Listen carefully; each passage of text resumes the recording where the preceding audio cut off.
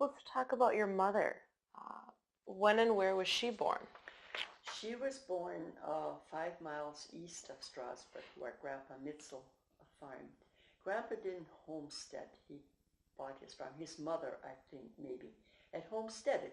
But we couldn't find the papers at the courthouse. We looked for that. But that's where Mom was born, yeah, out on the farm. And she was a kind person and always willing to help. And she'd get upset sooner than Dad would, which was different, you know. And like I said earlier, being the oldest one in the family, she expected a lot, and you were supposed to be on your toes, you know, and that's what you do. But other than that, she was very easy to get along with, and she could do a lot of things. She knew how to help herself. She was very good at cooking, sewing, and anything she could do. She did a lot of crocheting and embroidering. She also went to St. Ben's when she was younger, and she went to school till she was a fifth grader. So she went to school with the sisters, and I think that Sister Tekla that I had as a second grade teacher, was also one of her teachers when she went to school. Sister Tekla was at Strasbourg quite long, and she was a strict teacher, so I remember that, her talking about her. And Mom was always willing to give up one of the girls if one of the neighbors needed help. We helped the people in the community a lot. What kind of help would you do? Like if the mother had to go to the hospital for a delivery and then stay with the family till she came back, do the cooking for them and such. And if any lady needed help as far as spring's house cleaning, they would sometimes get a neighbor girl to help. And then you did painting and scrubbing and babysitting for them until the work was done. There was a Joe Rainbow family that lived just west of our place, about a mile. And their daughters helped my mother a lot when she had little children and needed help. And then doing thrashing, they always had the thrashing crew to feed and bring lunch and whatever, and they'd have a neighbor girl come and help with the cooking. And so the Rainbow family helped Mom, and then when their daughters got married, we helped their daughters. So that was kind of nice. Did you often get paid, or was it more of a volunteer? A lot of times it was just volunteer and helping. They helped you and you did a favor back to them. And a lot of times the mothers would, buy a piece of material for you to have a dress made, or give you a few dollars for the help, just to show appreciation. And that was kind of nice, yeah. A lot of times you did it just for nothing, which I think I did more for nothing than I got paid for. I had one lady, one of our neighbor women that got married then, and she lived in town, and her husband was manager of the lumber yard, and I worked for her a lot, and she always paid me. Get $2 a week and sometimes $3. And then they went to Minneapolis because of the lumber yard. He had to go down for some convention or whatever. And then she brought bed sheets home. You couldn't buy a sheet if you died for it. Even from the catalogs, you couldn't order any. And she brought us 2 sets of sheets and gave them to me. And I kept them. And then, about 5 years later, I got married, and then I had bed sheets for my pay for a couple of weeks, and that was very good. I enjoyed that. I just got helped out. It was, yeah. How did your mother handle the 30s and the 40s, the hard times? We went through that pretty good. They worried a lot, and wondered if it was ever going to rain again. But we raised our own chickens all the time, and you could order chickens, but Mom would always have the clucks and set them, save eggs, and set our own clucks and raise our own chickens. We always have plenty of that. And we always had a few pigs. And we couldn't run a whole lot of cows, but Dad always kept about 40 stock cows, and then a few milk cows, about 10, 15 of them. So we usually had our own milk and cream and meat and eggs and all that, and we did okay. We had a big garden all the time, and that was the girls' job. I usually was in charge of the garden after I got older, and Mom would come and help, and she did all the canning then, because we would have to help with the harvest. And then canning season always kind of fell into that same season with some of the vegetables, and so she would take care of that with some of the younger sisters of mine. And she would sew our own clothing, you know. They'd buy material which was more reasonable than buying a dress, even though you could buy a dress for $3, but maybe for $1.50 you could have 2-3 yards of fabric, which was enough material, sometimes not that much at all. And so she made our clothing and mended everything that you could mend and wear again.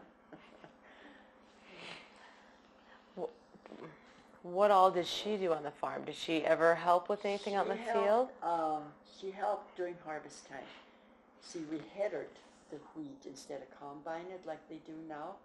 You had a header, and they cut the wheat onto a box that would auger it up into a box on a wagon or trailer, and then the men would have to unload it, and she would make the stacks, wheat stacks, and then they would have them sit there for a few weeks or a couple of months, so they would cure and dry enough, and then they would be thrashed in the fall. Usually about August they'd start that.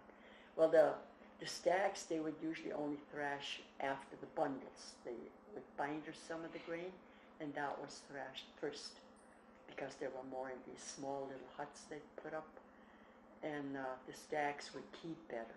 They wouldn't get as weathered if it rained a lot. And then, and that's when she helped. But the shocking we did. The kids always did that. And we'd have enough help that Viola and Dad did the bindering, and me and my younger sisters would go out and we'd set them up, and we always tried to keep up, that we didn't stay behind. So we'd always be out there early enough to start. Sometimes Dad said, well, we can binder a couple of hours until you need to start. He thought we could do 2 rows going down. But that was a job. You had to hurry then to get caught up again. And so we wanted to be out there that when there was enough to start, we would start. We didn't care whether we had to go around the field for every row of shocks that we made. And we got caught up one afternoon. They had trouble. See, and then they got stalled for a while and had to fix the binder. So we sat down behind these shocks and we rested. I fell asleep. And then when we came home that night, Dad said to Mom, Mom asked if we could keep up. And Dad said, yeah, they were caught up. And Valeria sat down and fell asleep with her mouth open, and the grasshoppers were flying in and out. Because I never woke up when they drove by with the tractor. I'd sleep so hard. And that's why he said that. I'd sit there with my mouth open. And so, he really was an easygoing guy that he did get upset. If he could laugh at something, he'd laugh, and tell this joke or story, whatever. Do you know how your parents met? Dad always said they met when his parents started building the house in town. They started in 21, I think, or let's see, he got married in 22, and they had started earlier. And then they were working on the house, and Mom's parents lived just kitty corner across the street. Our grandparents were just across the street from each other, kitty corner, that intersection. And he said, and Mom and her family lived in town already. So when we were working on the house, there was all these men working out there. And then they needed water, he said. And Mom would always get the water from a neighbor across the street. It was just a well where you, with a rope, your pail, you would let it down and fill it and bring it up. And he said, and they needed a lot of water. Mom was always walking back and forth with the pail. And he claims that's where he got to know that Mitzels had a Mary. And then I guess after they were done, or close to finishing the house, Grandpa Wagner went over to Grandpa Mitzel and asked if they didn't have a daughter they'd like to marry off. Oh yeah, Mr. Mitzel had one. And so Mom and Dad were put together as a couple. And in German they say Couple. That's what they did. And then Grandpa Wagner came home and he said, yeah, Mitzel's agreed that Magnus and Mary could get married. And then Grandpa sat there a while and he says to Grandma, I don't know, Catherine is old enough too. Maybe Browns would have a son that would like to get married. And so he went over to Michael Brown's family that lived just across from the church in Strasbourg and asked if they didn't have a son that would like a wife. And so they talked it over, and yeah, they would. You know, John would like to get married, and so they married him off to Catherine. And they had a double wedding, my parents, Dad and his sister Catherine. Did your parents... But they didn't date otherwise, no. They saw each other while building the house and then got married? They just decided that we'll go and ask if those people want to marry off some of their kids, and we'll put them together, and they married them off. And that was that summer, I guess, sometime, and then they got married in October. And they didn't really talk whether they went out dating or whatever. But did they ever seem unhappy with this No. arranged marriage? No. My parents got along really good. We had no problem. And Browns didn't either. They had 10 children, Browns. We had 8. And they raised their kids and went to church out in Krasna, and we kids grew up, and we're all together with our spouses yet, I think, as far as I know, most of them anyway. And worked out okay. Sometimes it doesn't work out so good. But. And then, too, like, a lot of people didn't date a whole long time, where others did, like, many, many years. And I don't know if it really makes that much difference. It's a lot of times it's up to you. Well, and then, too, as long as one of the spouses isn't abusive, that makes a lot of difference.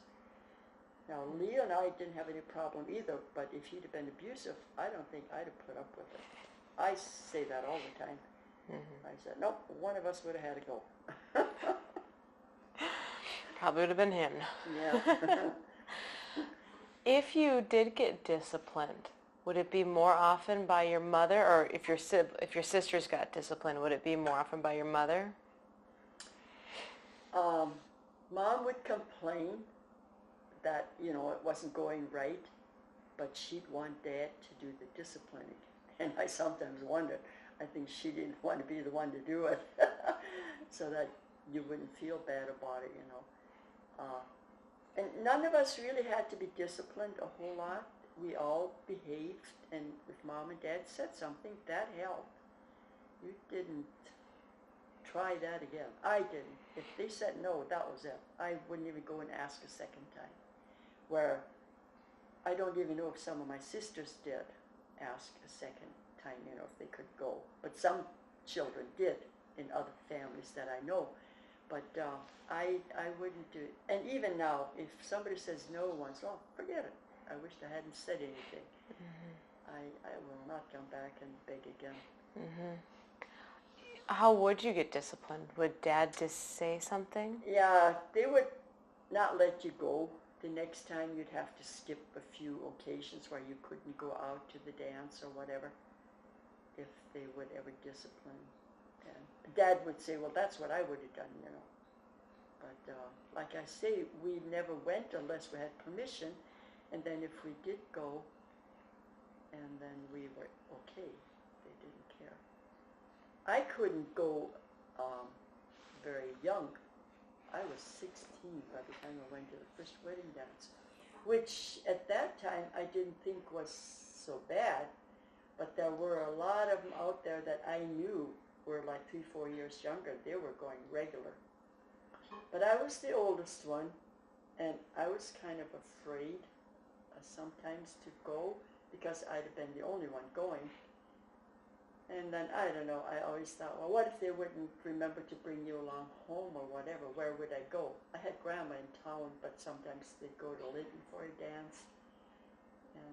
And then after I got older, and my Aunt Regina was in town, and then I was okay. I'd always, I could go to Aunt Regina's. but I never had to. I was always okay with whoever I went. We went home together again. How many children did your parents have? They had 8. 6 daughters first, and then they had a son and then another one, the one that died. And he only lived 2 hours because it was a hard delivery and he just suffocated. Can you tell me the birth order and names of all your siblings? Mm-hmm.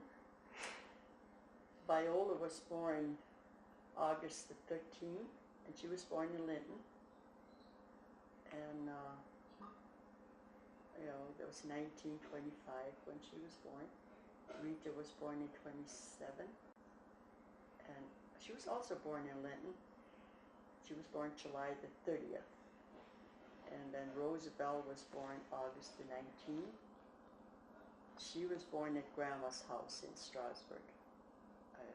Grandma invited Mom to come in if she wanted to stay there. And she was born in August in 29. And Marcella was next. She was born at Aunt Rosina's home, Uncle Matt Fisher's. That's where Mom stayed. And she was born 14th of March in 32, I would think. Yeah, I'm pretty sure it was 32. Arlene was born in 35. And she was also born at Grandma's house, Arlene. Oh, Roosevelt was born on the farm, I'm sorry. She was born out on the farm. And then Marcella was born at Grandma's house. Mm-hmm. And that was the 14th of March in 32. And Arlene was also born at, Marcella was born at Fisher's. Yeah, I got that all muddled up now with Roosevelt. Roosevelt was on the farm, Marcella at Aunt Rosina Fisher's home, and then Arlene was born at Grandma's house, right? And Magnus was born in Linton again at the hospital. They had just a small community hospital. And Magnus was born 31st of May. Yeah, and Arlene the 25th of January. That's not very much in order, is it? That's all right. Tell me about mainly your sisters, since your brother died so little, but tell me about them. What were they like? They were good. They, like all kids, sometimes they didn't want to do things, but if you told them they had to or else, and then they did do what they, and they were easy to get along with, and we always shared a lot of things over the years. Never had a time where one wouldn't talk to the other one, which I thought was nice. Now that we're older, we can say, hell, we never fought, even though we didn't agree with each other all the time. And we would a lot of times say, well, just because we aren't agreeing, with what we're discussing, doesn't mean we need to be mad at each other. And a lot of times that happens, just because they didn't agree and one didn't get his way, and then they would just hold that against each other. We didn't do that. And we talked about it one time, and we decided that's not what we want to do, because life is too short. And up to now, we're all in good terms. And so there really wasn't any competition. No, you guys got there along really isn't, well. Yes, and we've talked about that sometimes. We haven't had any time where there was somebody angry at each other, wouldn't talk to each other, and then that puts a lot of stress on the others, and all of a sudden somebody wants to straighten it out and comfort you, and then you get into it a little deeper, and the friction gets a little stronger. We never had that, huh? Was there a sister you were closer to then? Viola, this one right after me, she was closest, I guess, because we did work out in the field together. And then after we were married, my third oldest sister got married before any of us did. She was 4 years younger than I was, but she got married first. And then I got married, and then Viola got married. But Viola and I worked together more at home, which makes a lot of difference. I don't know, it was cold a lot of times in the winter. We'd go out and, oh God, it's just sometimes almost froze your fingers. And then we'd help each other and get done. And we always got along real good with all of them. I didn't have any trouble getting along with any of them. Was it ever hard on any of the brothers and the younger sisters when people would leave home, like when you got married and left home? I don't think it was harder for them. They got electricity out on the farm then. And when we were home, we had to carry in all the water, all the coal from the shed into the house, carry out the ashes again, and they didn't have to do that anymore. And Mom and Dad in 49, after Viola and I were married, we both got married in 48, 49, they built a new home. And then they had electricity and new furnace, electric furnace, you know, and all that good stuff, and running water, a modern kitchen. And so they didn't have anything that was harder after we left. That makes it nice. Yeah, that made it nicer for them. What would you guys do for play? We entertained ourselves. We had played baseball and we had a bike. After we were older, I never learned how to ride a bicycle because I didn't have one. But my uncle, Matt Fishers from Strasbourg, they bought a Shetland pony and then asked Dad if he could keep it out on the farm because they lived in town. And Dad said, yeah, he doesn't care. And we could use it to go get the cows, you know. A Shetland pony is not very comfortable to ride. So I rode him a few times. I thought, sooner walk. That was so bumpy. And Uncle Matt kept him out there then. So Dad also bought a bike. And then we could ride. I learned how to ride the bike. I rode over to the neighbors one time. But I decided it was easier to walk too than to ride that, get used to it. I wasn't too enthused about it. And we played baseball and we had other games, checkers and such. We played cards a lot. And we did go, we had neighbors, Anton Reinbold family. They had also 6 girls, but they had 2 girls and a son and then the other 4 daughters. And we were good friends with them. So we had a little path across their pasture. We'd go out from our farm was close to the road. We'd go down the driveway into Reinbold's pasture and across it was a little field and then the pasture. We had a little path there, almost like a cow path. They'd come over one Sunday and we'd go to their place. And sometimes in the evenings a little while. Not so much in the evenings, but occasionally it would happen.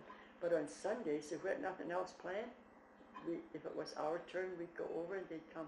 And then we played ball and hopscotch and all those games that you played in school, you know.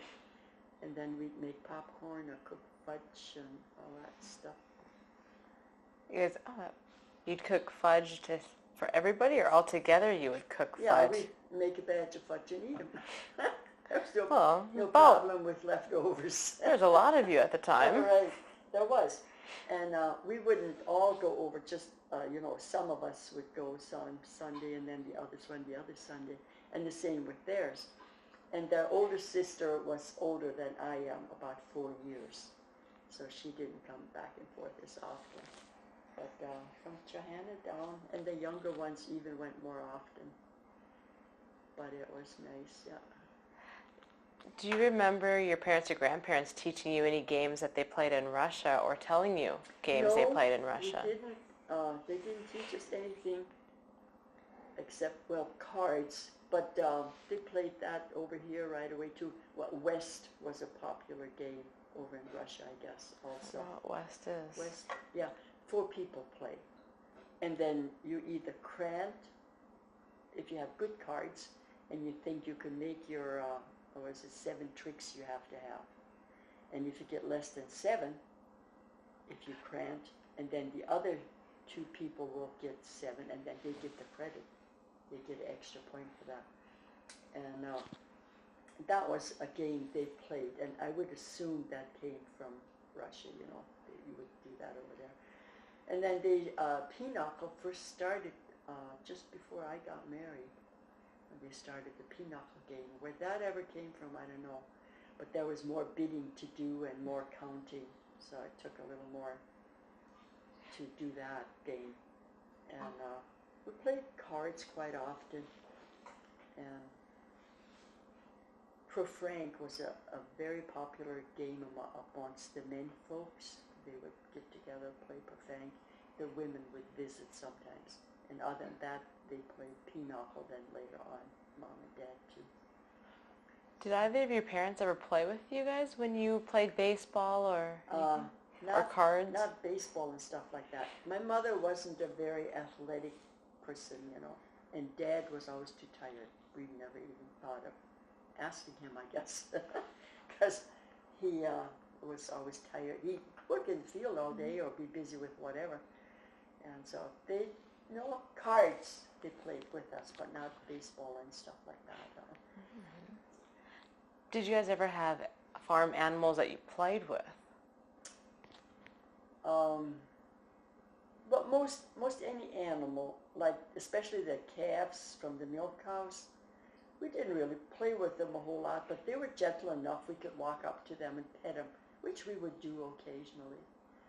And we didn't really have a saddle horse when I grew up at home.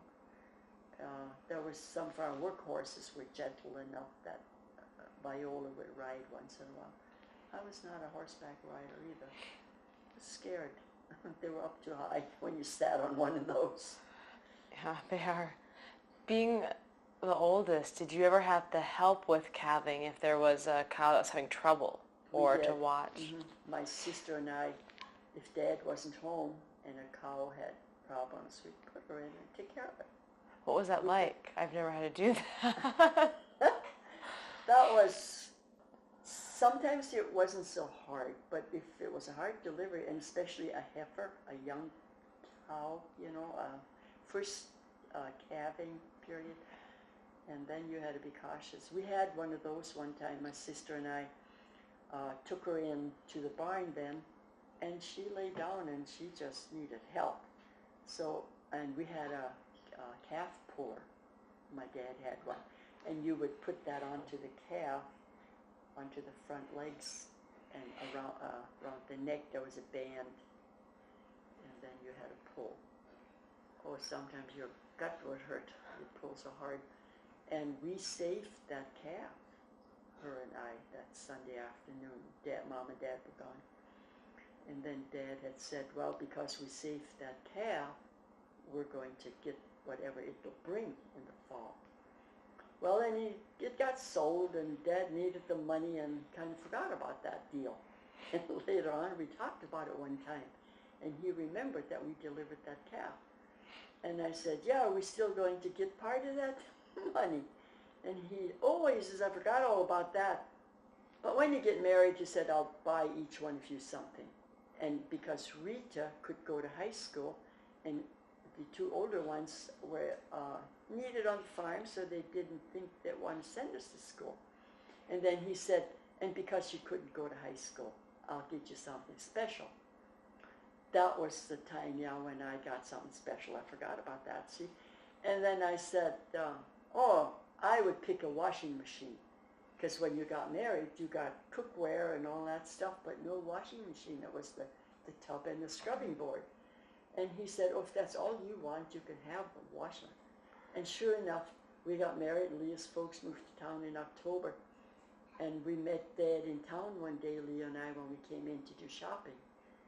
And he said to me, I hear Leah's parents moved to town. And if you need your washing machine, we'll go buy one. And I told Leah, and Leah said, he doesn't have to buy us a washing machine. I said, yes, I want my washing machine. And Dad bought us a washing machine. When was this? I was so glad. Right after we were married, about 6 months. About what year? 49. Okay.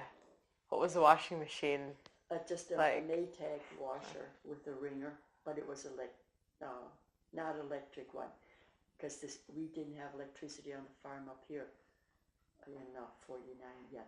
But they did out in Krosno. They had it a little earlier. And so we got a Maytag washer with a gas motor. And that worked for a while. Then later on, you know how these motors are, these little ones, and then it wouldn't work as well as it should anymore. And sometimes it wouldn't start, and the men were in the field. They were not going to come home and fix a washer. So you either waited till the next day, and they decided to do it in the morning maybe, and sometimes you had to wait 2 days. That was frustration. But later on, after 51 or 52, we got electricity on the farm, and then we bought an electric washer. But it was better than scrubbing board, even though you had to wait a day or so sometimes to do your laundry. And I could clean my own spark plug and put it back in and get it going, but that didn't always work. Didn't always help. Yeah. That's when we got our and Viola got a washer too. Then when she got married in October that fall, also, so we both got our washing machines. So you finally got paid back we got paid back for delivering that calf. Yeah, I helped Leo too when we were married with calving, when the kids were smaller, too young to help, And we had a better calf puller by then. And you'd put that on and it would fit across the back of the cow and you'd hook it up to the calf and you'd winch it. And that took some power too sometimes, could hardly do it, but I delivered quite a few of them that way. And just as long as the hooves were out and the head was out, you could pull the rest of the way? Mm-hmm. Then it would, once you had it that far. And it was tough to do alone, to get it all lined up. If there was two of you and then one could hold one end of the puller, sometimes it'd be easier to put on. And then when Leo fell that time and got hurt, I helped Dr. Janicek that night. He had to pull it, and it was quite a tough case also. So I was out there kind of helping him, getting it organized. And so I've never heard any stories on that. That's Oh. I've never heard about delivering Never cows heard or about anything. that. No. Yeah. Seeing that I didn't have any brothers at home. Oh, we helped Dad all the time. And sometimes you just plain took the calf and helped Dad before we had a puller or anything to try to put a rope on. Sometimes it was a little easier to handle that way, but you didn't want to hurt the calf either. And if you held it and if it was far enough that you could, grab the legs and pull it, we usually did it that way. And there wasn't a worry of breaking their legs or anything like that? Because you're more cautious when you hold it yourself, With the puller, if you put on and hooked it up to that, you could hurt him if you weren't careful, Do you guys ever have that problem? Not really. Mm-mm. Unless it was too tough a case. And then sometimes they kind of seemed like it stretched their joints a little bit. And they were weaker on that for a couple of days. But then they'd come back okay. They just had one on the farm. The cow must have stepped on it when it was sleeping and broke its leg. And they called the vet and put a splint on. And sometimes they splint them themselves. And I suppose back when you were a child, you just had to splint it yourself. Some of that, yeah. Help them. So did you help with the butchering as well? Yes. At home what was that like? As I grew up, we had to help with the butchering. How young were you when your dad started having you help out on the farm? 12 and 14. Okay. Yeah. And a lot of that before, whatever you could help, like to put the cattle in, sometimes to sort cattle and pigs and whatever. Yeah, at 12 already you helped out there. I was 8 when they started milking the cow. My mom taught me how to milk, and I had to help. I could only milk one. By the time she milked 4 of them, the cow probably got tired of me. Did you guys ever have the automatic milkers? When we were married, Leo and I did. Okay. I had surgery in 55. Renee was born in April, then that October I had surgery. Had to have a uterine suspension, and then Leo bought milkers while I was gone.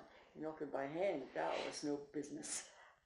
That was when helpful. I came home, they had bought milkers, yeah. Bought it secondhand.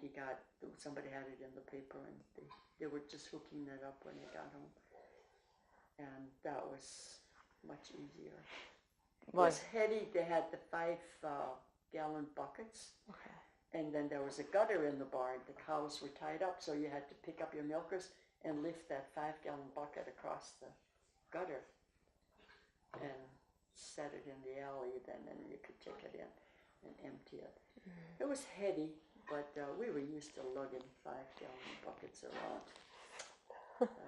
And all kinds of hard But work. you still have a back left. But we did it, yeah. Did you ever have, while you were a child, an automatic separator for a creamer? We did have electric, not as a child. We had to crank those. Okay. And even the first couple of years after we were married. And then was the electric ones. Yeah, and then when you had to crank that, you had to keep up with that thing. And wasn't there something with the timing too? Yeah, I was going to say you couldn't turn too fast or not too slow. So you finally got into this automatically, and you just knew when it was slowing down a little too much, you'd just add a little more power to it. Just from practice, you knew the speed. Mm-hmm. It's amazing how. And if you turn too fast, then I guess you didn't get all the cream off of it. And if you went too slow, you got too much milk into it, into the cream. And it was, that you had to adjust. And it was amazing. You would sell your cream, and your test would be pretty much the same all the time. And if it was a little lower, your test, well, then a lot of times it was because of the fresh green grass. It was a more lush feed compared to the dry feed that they had in the winter months. That made a difference on your test also.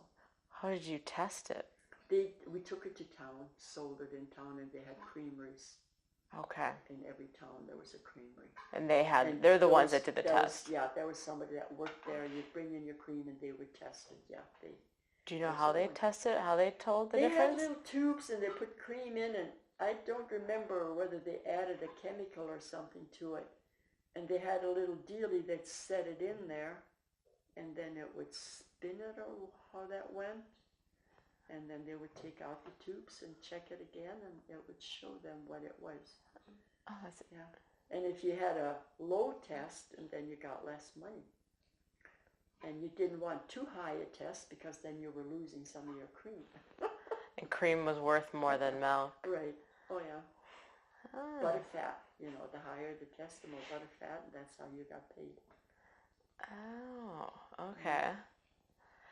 While you were growing up, did you have any favorite rhymes or sayings that you learned? I didn't have much time for that type of thing. It was mostly, always needed to help with the work. And so I really can't remember any special ones that we had. Do the nuns ever teach you any rhymes to help you learn English or anything? They did. And your memory. We had to remember a lot of poems in school. Do you remember any now? Oh, I forgot most of them. Okay. The Gettysburg Address, I used to rattle that off from one end to the other, and I can't hardly get started anymore on that. And I thought, gee, I shouldn't have let that go like that. But like Little Jack Horner and those, I remember some of them. Little Jack Horner sat in the corner. And then he put in his thumb and pulled out a plum. Yeah, that's what I know too.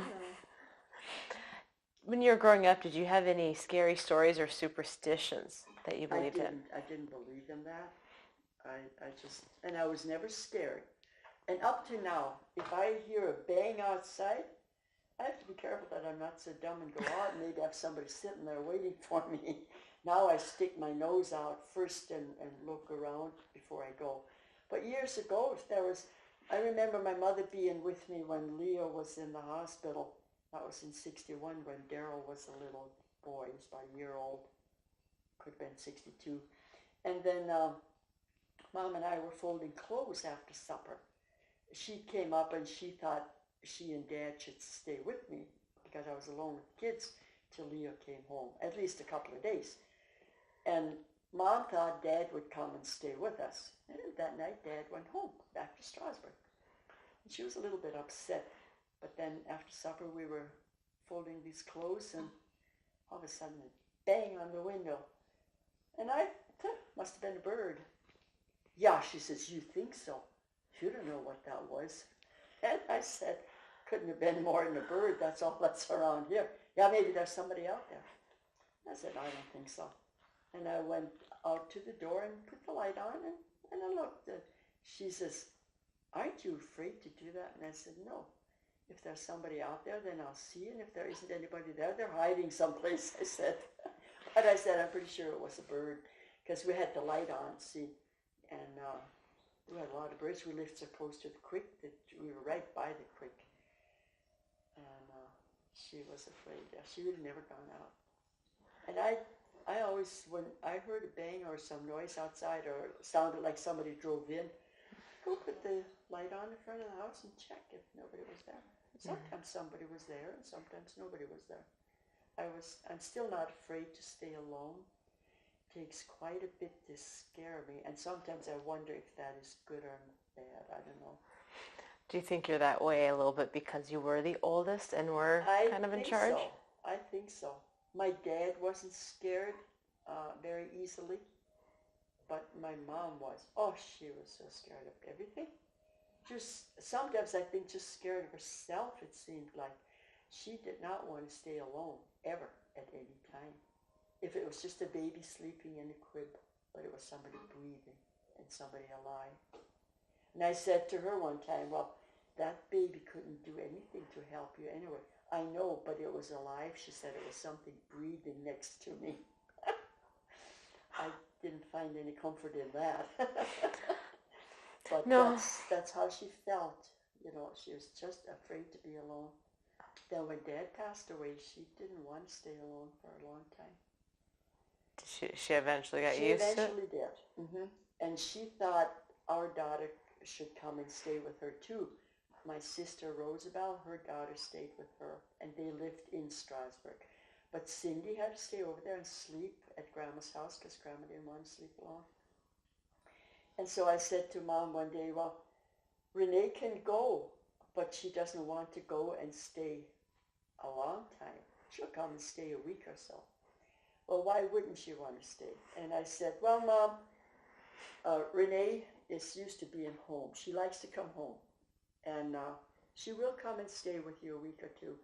And then I said to Mom, and then again, if she's at your house, she gets by with too much maybe. You won't care if she goes and you'll think she'll be okay. And Renee can turn around and say to me, well, I was at Grandma's house. We weren't doing anything wrong. And she could be running around town. And Mom said, no, Renee wouldn't do that. And I said, yeah, we don't know what they'll get into. But I could trust Renee. She wouldn't do that. I always felt, and she never did it either. As she grew up, she went to all her high school. If she went someplace or wanted to go, she would ask either me or Leo and talk it over with us. But I still, you know, as a mother, you can't really just say they're not going to do it because they may change their mind. And but I was never afraid to stay alone. I don't know. And still am not afraid to stay alone. It's not always a bad thing. Did anybody in your family sing or play any instruments? I did have a sister that played the organ in church. Yeah. And my parents had bought an organ.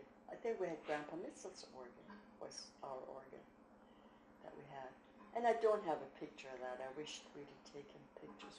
I took a lot of pictures, but not And so when she was about 15 years old or so, right around there, and then Father Selder needed somebody at the church to play, and he asked Dad if we wouldn't have one of the girls that could play.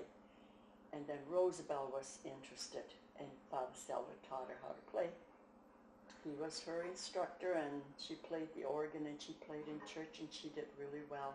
It was too bad. Then she had scarlet fever, and then got rheumatic fever also later, a couple of years later. So she was the best one from our family to do that then because she couldn't do hard labor after she had those two deals. And she played for almost all the weddings and funerals at Krosno. And our neighbor girls, the Reinbold girls that we were always together with, most of those were in the choir, and most of ours sang in the choir. And then there was some other families that had children and older people that helped. And we didn't have too many adults. Mr. Kramer, Louis Kramer, he was a choir member with us. He liked to sing. He liked it, and he would come to practice and practice with us. And Father was always our music instructor for choir practice and everything. And Rita, my sister, had a nice voice, and Father always said he wished Rita would be more willing to help with the singing. And she always felt like she wasn't as good as they thought she was, but she had a nice voice. And then she went to high school at Strasbourg and stayed in with my aunt during the week. So she wasn't always home on weekends when the weather got bad. And she sang, though, whenever she was home. And so we had our little choir out there, yeah. Then we had Mr. John Cobb that was organist before Roosevelt. And we always helped with that, too, or participated in. Did your parents encourage you to sing in the church choir? They did. Mm-hmm. And my mom had a very nice voice. Mom had a good voice, but she never sang in the choir. Not after she was married, anyway. When she was younger, I don't know, maybe she did at Strasbourg. They had a big choir there. But my dad didn't have a good voice. And singing voices don't run in the Wagner family very much. And I said it many times, I wished I had a better voice. Then I ran into a thyroid problem, and so my voice just wasn't as good anymore. As I got older, it got worse. Oh. Yeah. Did you guys ever sing at home? We did. When Roosevelt practiced her songs on the organ, we would sing with her whenever she wanted us to. And sometimes we'd just walk up, whatever she played, we'd sing with her, those of us that were in the choir. Would she play over Christmas, and would you guys sing Christmas carols? Then we did, yeah. In the afternoon, instead of playing games or whatever, we'd sit there and sing all kinds of songs. And she would play them for us, and we'd sing. Mm-hmm. And sometimes the Rainbow Girls were over there, and we'd sing together. Oh, yeah, we did a lot of that. So that had been a fun time. That was, yeah. We enjoyed that. Something to do. Mm-hmm. Well, speaking of religion, were your parents really religious? They were very religious, I would think. And they strictly followed the Ten Commandments. That was a serious thing for the family. You didn't neglect that. That was the way to live, and that was what you should do. And they enforce those on you children as well? Oh, yes, very much. The commandments of the church as well as the Ten Commandments. So that's probably why you didn't have as many child problems, because one of the commandments is honor thy father and thy mother. I think that helps. I've always said, sometimes parents feel if they discipline and are too tough, children won't like them. Yeah, they won't like you at the time. But I used to always say to my friends and to one of my neighbor ladies, I said one time, well, so what if he thinks he wants to run away from home? He'll come back. There's nothing better out there than his home, and they'll be back. I'm not worried that they're going to run away and not come home anymore. That, I just never believed that would ever happen. And some of my kids would say to me too, oh, you're the meanest mom. But they're thankful now. Oh, they are so glad that they were brought up the way they were brought up. And I am too. I would have just kind of felt it was my parents' fault, I guess, if I wouldn't be a good person. Mm-hmm. But there was no question. You just had to follow those rules, and that was it. And discipline is always the best thing to follow through. And if you threaten with the discipline, you had better follow through with it. If you don't, the kids will realize that, and they'll hate you for it. It's amazing. And I never realized that part until our own children went to school at Strasbourg. And one Saturday, one of the boys came to me and said, did Father Linus call? And I said, no. Why? Was he supposed to call? Yeah, he said he called today. And I didn't say anything anymore, and he didn't either. So they went out, did some more work, and after chores, came in for supper, and he said, and Father didn't call this afternoon either? And I said, no. Why was he supposed to call?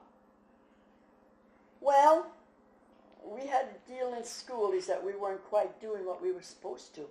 And they had said for discipline we have to haul rock. in behind the KC Hall at Linton for them. And he didn't call. He said, they threaten you with discipline and then they don't even go through with it. What discipline is that? And he was disgusted because they did not follow through with it afterwards. And I thought, good thing I followed through with my rules. Which you learned from your parents? Yes, our discipline was always carried through at home. You had to do what, it was never a whole lot, and I was never really disciplined, like I said, because I always obeyed them. But,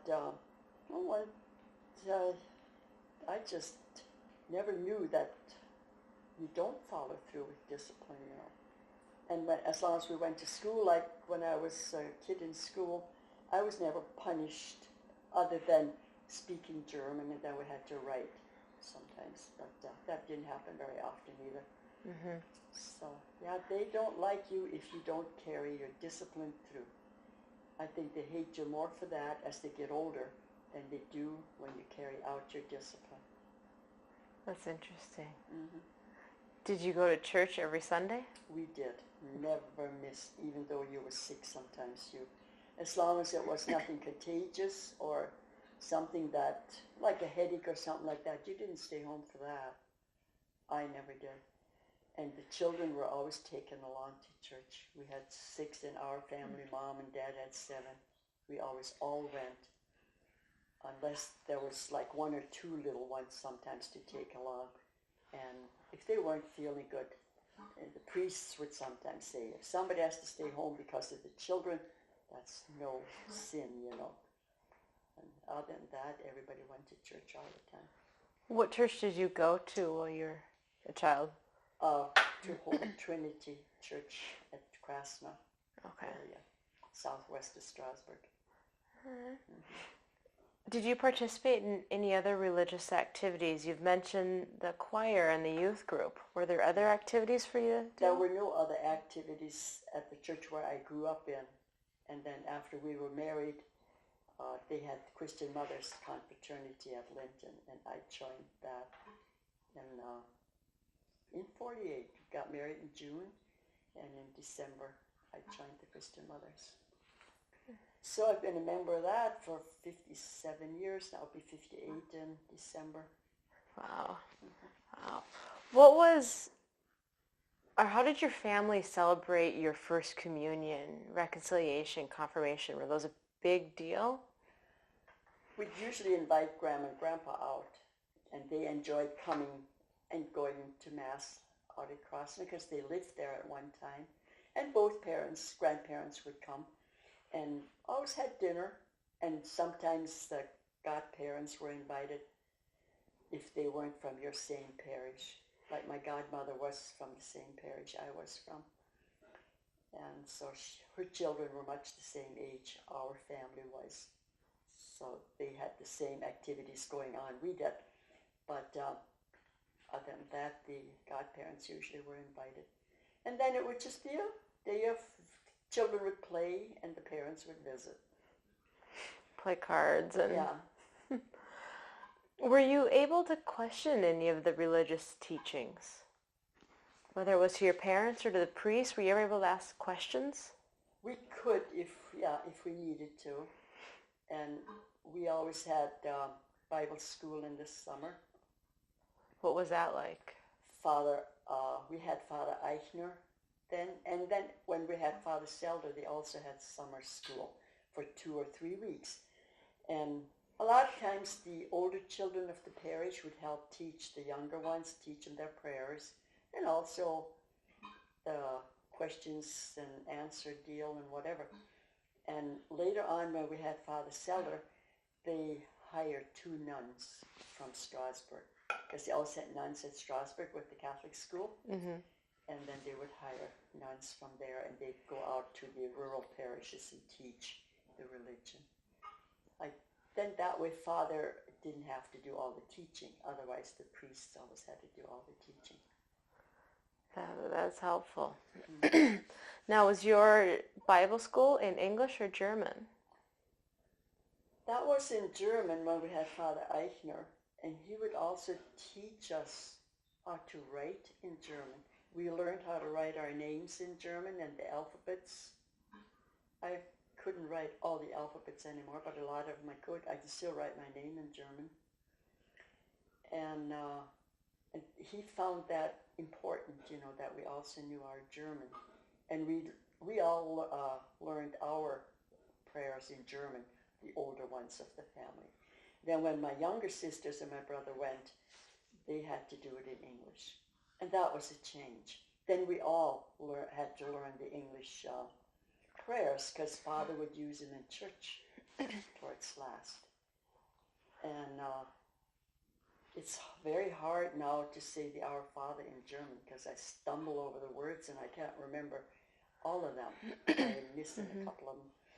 I would have to review, and I have a catechism that I got when I went to school at Strasbourg the first 2 years, and that is in English and German. And that was with my parents' books all these years. Then when Mom passed away, one of my sisters came and handed me this yellow book, and I think you should have this. And I looked at it and said, oh, this is my catechism. I always wondered where that went. And so I have it now.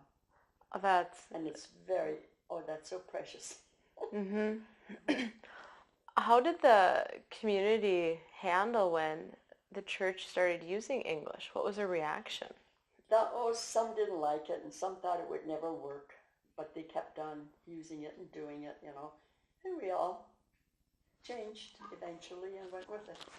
And it was very hard. I think it went over better than most people thought it would. And I myself feel it was not as bad. And as far as going from the German prayers and Mass prayers and all to English, wasn't as drastic as the other changes that they made, like not having to go to confession anymore. I really don't know if that did any. That was not a good idea. And I was teaching CCD at the time when the Vatican II came about. That was the 60s? Yeah. And then I had 2 children of my own also. And then this we didn't have at home where I grew up, but after I had my own children, that's when they did all the changes in the church with the rules and regulations. And giving up confession after it was meant to be so important for us, I had said to our priest that we had, I don't like that, I said. I would sooner that my children learned how to go to confession and have to do it. Oh, he says, when they get older, they will. And I said, I do not believe if they don't have to go to confession now that they will go later. Because confession was sort of a hard thing to do. You had to go in there and tell what you did wrong. And sometimes I never did anything really bad. I never killed anyone or whatever. But there could have been occasions where I did something that I didn't even want to talk about anymore. And I always felt that could happen to anybody. And so I said to him, I feel my son needs to go to confession. Well, then that year, we had the grade that went to First Holy Communion go to confession. But then a year later, when the youngest one of our boys went, absolutely no confession. These kids don't need to go to confession. They can go afterwards. And they had a hard time, those children, to come back and go to confession now. And for some of them, it never happened until their own children had to go now. Now they've learned with their own children how to do that. And our son said to me, yeah, we're supposed to go to confession now. Why didn't they let us do that when we were little and went to First Holy Communion? He said, I don't know anything about confession. What do I do when I go in there? And we had talked about it before, but you forget that if you don't have to do it. And so I told him again, and I had a little booklet, that he could read and whatever. But that was not very comfortable to go through with. So it never happened until their own son went to First Holy Communion and went to confession. So the parents went to them. And there's other mothers that had complained, and then the priests that we had come in afterwards They wondered why nobody goes to confession. So I told this one priest what happened. He couldn't believe it. And I don't know, wasn't it the same all over? And then I think too, it was allowed. Some priests went through with it full force, where others maybe didn't do the changing as drastically if the people didn't agree. I really don't know what the problem was, that it wasn't supposed to have been all over. And this one mother had said one time, she doesn't like that idea. Her son is that old now, and he's married, and those kids don't know how to go to confession. I said to her, don't feel bad. It wasn't our fault. And I tried, and then Father asked me, what all happened, and I told him this whole story. And he wanted to know which priest that was that would not let them go to confession. And I told him too, and he just shook his head. Well, how often did you go to confession? We had to go every month. Every month was, almost every first week and in the month was confession Sunday. Or sometimes we could go Saturdays, depending on what Father had set up. And usually Sunday mornings before Mass. We'd go to confession, we'd go to communion, and then at that time you had to go to confession almost every time you wanted to go to communion, to communion again, after you made your first Holy Communion. And then later on, with the changes, it didn't matter whether you went to confession or not. And now, too, they go to communion all the time, every Sunday. And that's okay if you live a decent life, but some people that are into trouble all the time, how can they go to confession to communion all the time without confession? I don't know, but whatever. I always say, I guess we have somebody that's going to take care of that. Somebody in the end. Yeah, hopefully. Did you ever go to any funerals at the church while you were a child? Oh, yes, we went. Especially when a relative died, and then we were able to go along. What was the funeral service like? They were first in Latin and then in English, the masses, and they were much the same as they are now. They added some now that's allowed as far as,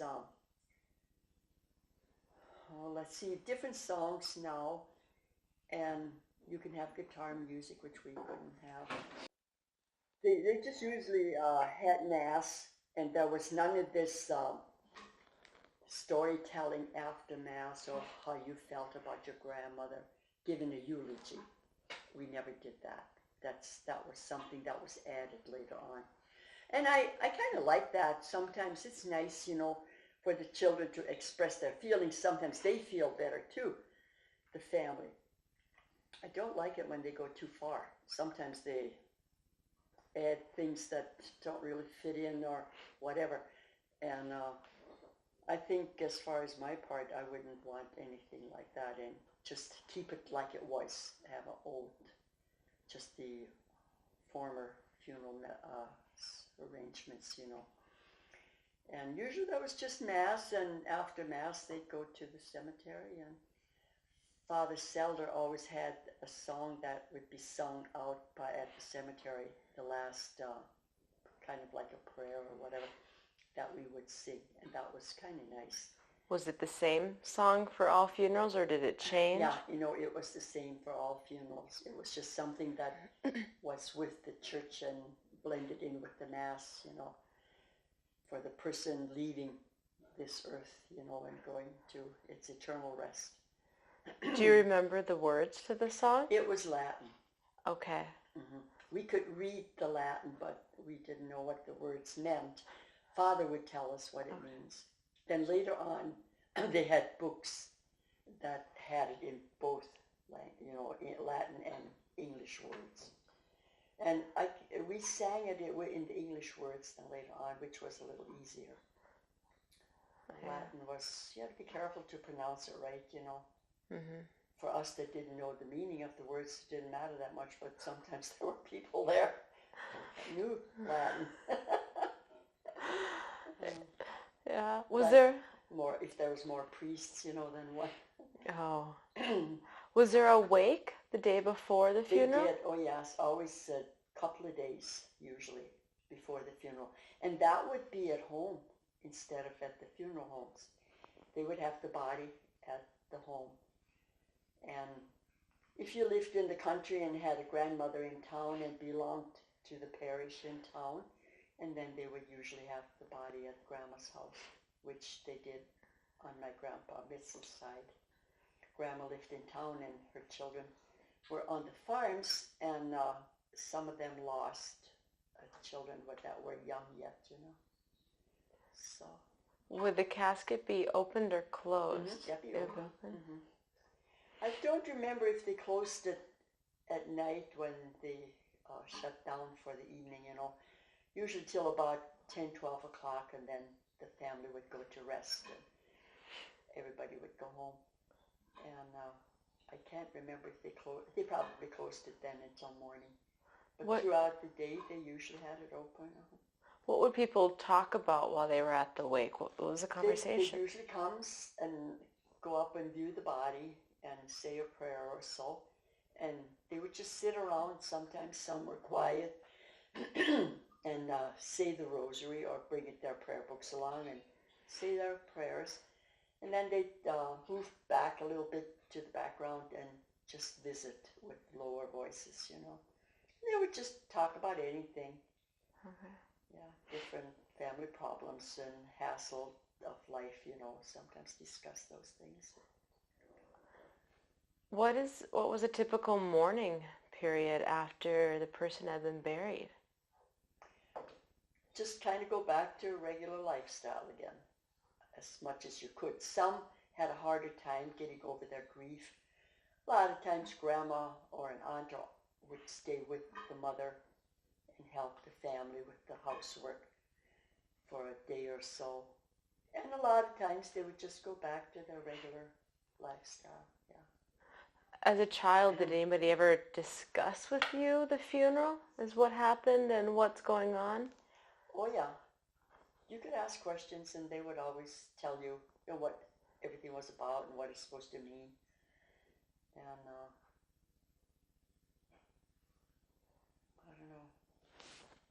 Nothing really special other than just pray for the person that passed away and hopefully that he go to heaven.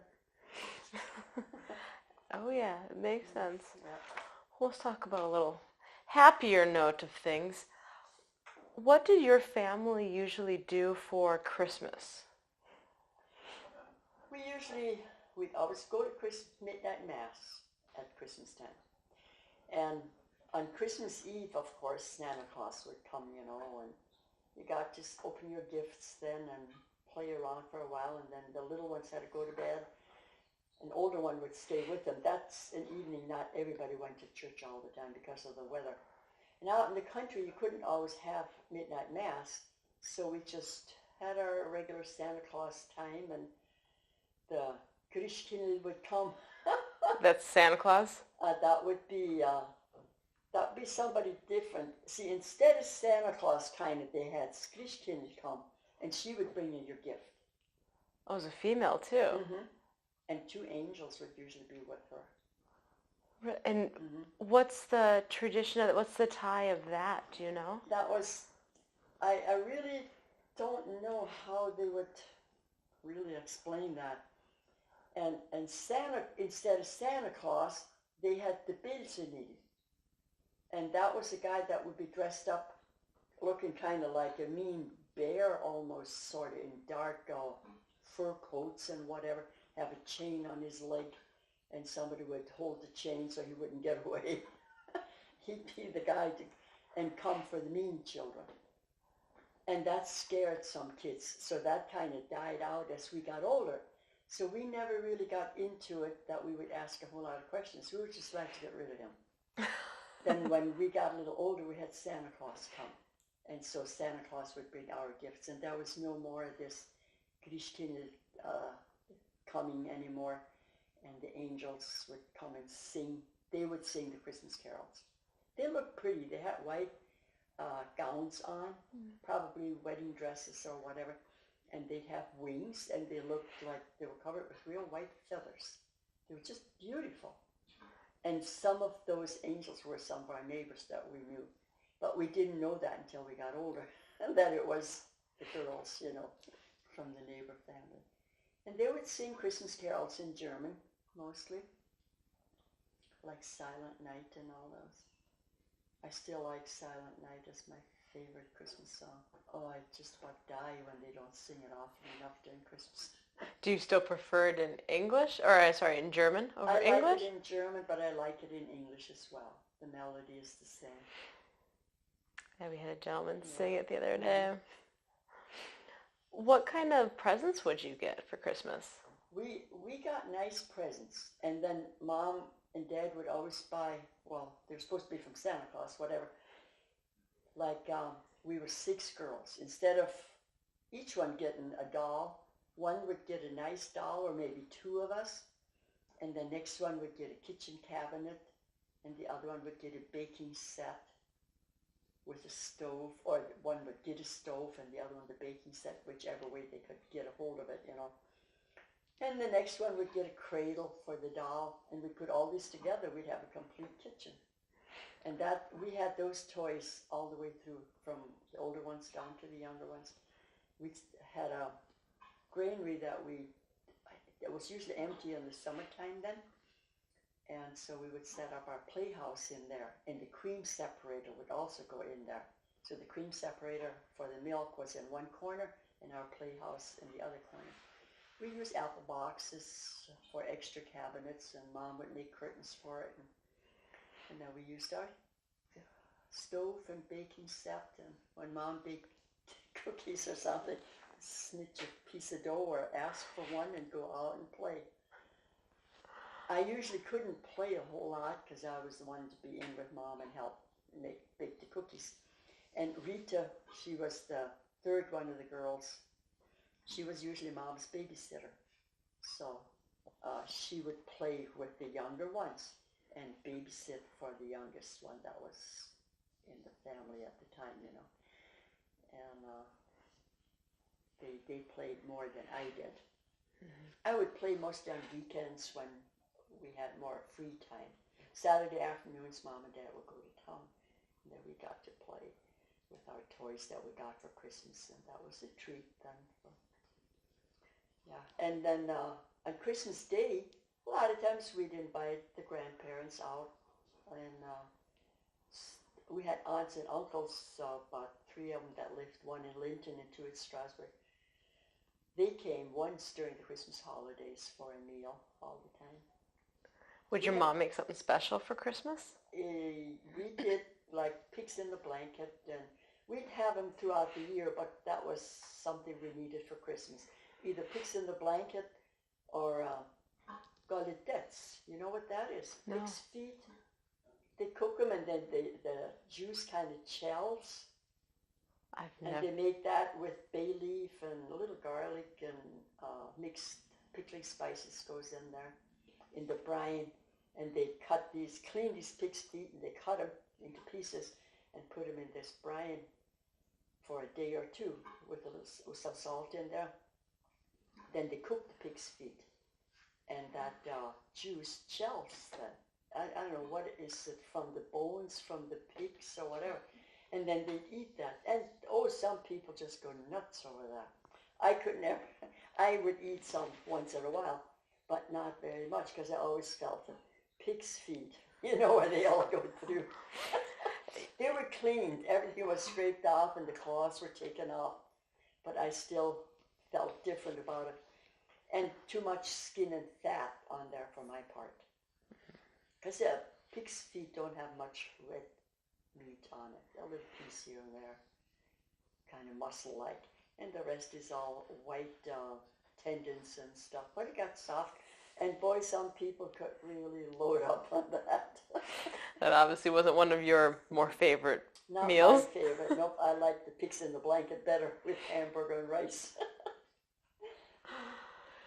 And then there's cookies, some cookie recipes that they used more at Christmas than at any other time, with the anise flavoring, kind of licorice flavor. They called them peppernice cookies. and they were little round, make little balls, and you flatten them a little bit, and then bake them, and then roll them in powdered sugar or shake them. Yeah, that was, and then cooling, of course. Had to. I have some in the freezer. I have to bring some up before we go. Okay, I'm sold. What was Easter like for your family? Easter was I don't know, kind of just as good or as nice as Christmas, because then you could go out, and when my mom was little, they always dug, if Easter was late, then the grass would be green. They dug holes into the ground and put grass in it, and then the Easter Bunny would put his eggs in there. And so we always had ours besides the house, and we'd go pick grass someplace and then put it in those little holes that we made. And the Easter Bunny would go and put his stuff out there if the weather was favorable. And so that was always exciting. And then they would hide eggs throughout the yard, and we would find them. That was always exciting. And we'd always go to church. It was very important to go to church.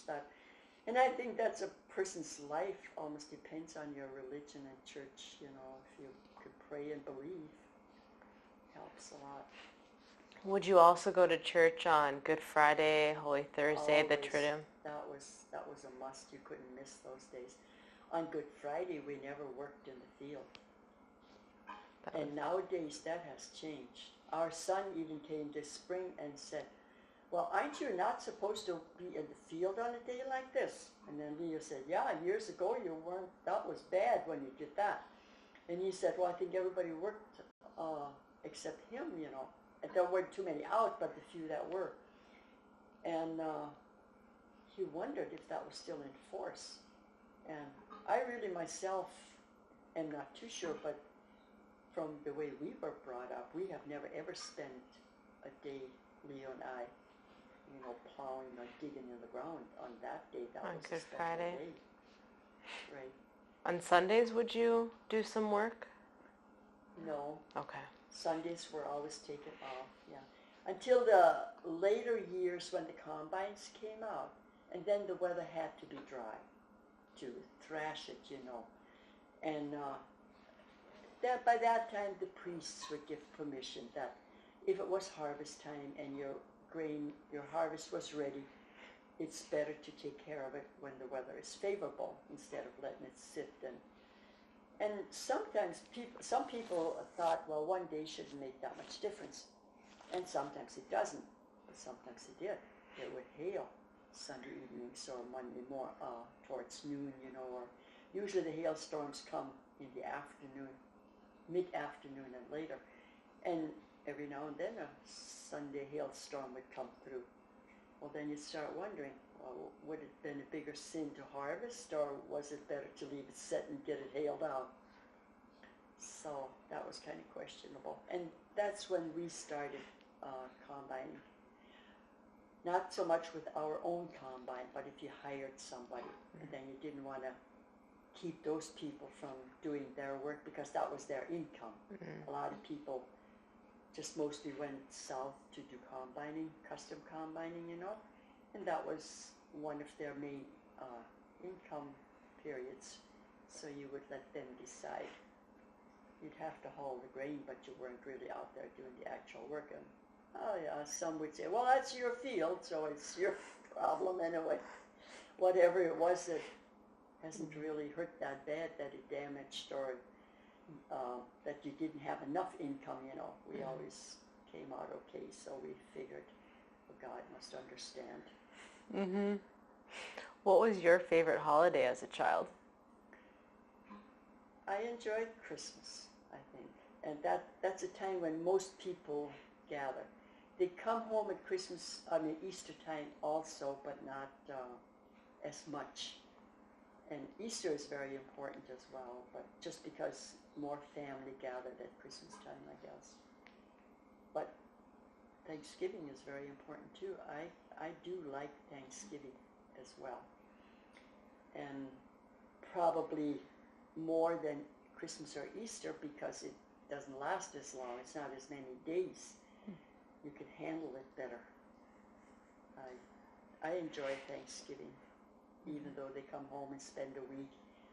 But it's not as many church services and other things to take in with your family being here. It's one day you go to church, and the rest of the day you can just loaf and lazy around. Yeah, and all these holidays are laced with food all over. Oh, yes. That's another thing. It's too many days of eating all these goodies. Oh, gosh.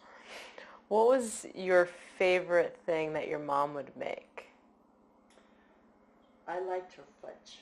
She made good fudge. And then seafoam candy, divinity, but they used to call it seafoam candy. It looked like the foam in the sea, just white puffy stuff. And it's a divinity made with egg white. You cook your syrup first and then pour it in slowly and beat it while you add it to the egg white. And it's kind of tricky to make, but hers always turned out, I don't know. And I had luck sometimes, but sometimes they were sticky and didn't turn out. What thing did she make that you did not care for? There's nothing that I don't like that when it comes to eating. I can eat everything and anything. That's my problem.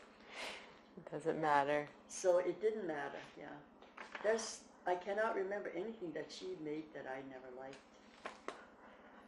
I know a lot of people have that, and we really never had a whole lot of trouble in our family.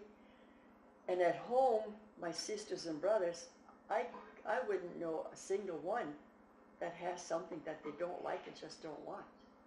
Whatever was put on the table, we just made darn sure we got our share of it. And now our children, we had one that just couldn't stand beans, green beans. And then potato salad made with salad oil and vinegar. He'll eat potatoes, mashed, scalloped potatoes, any kind of potato, fried or whatever.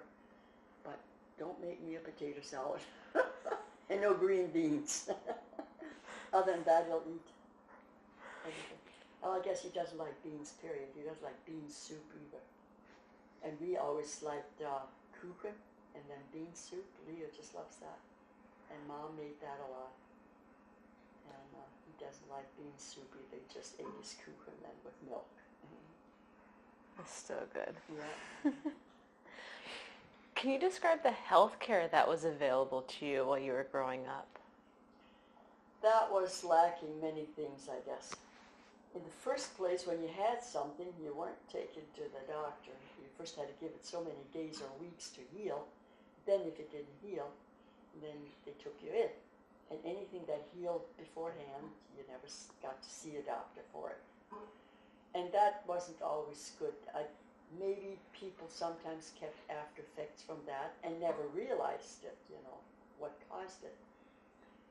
And then I never had to go to a doctor, but when my sister got sick with, when they had scarlet fever first, I guess, before she had rheumatic fever.